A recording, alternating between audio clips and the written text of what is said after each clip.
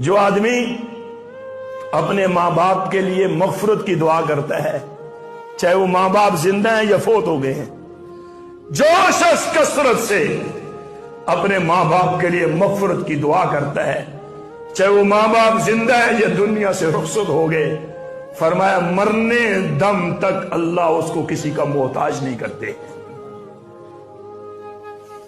آپ خوش نصیب ہو میرے بھائیوں، آپ کے گھر میں دعائیں دینے والی ماں موجود ہے، دعا دینے والا والد موجود ہے۔ یہ دنیا کی رنگینیاں کچھ بھی نہیں ہے، یہ دنیا کی واہ واہ کچھ بھی نہیں ہے، یہ دنیا وفادار نہیں ہے۔ آپ کے وفادار آپ کی ماں ہے، آپ کا وفادار آپ کا والد ہے۔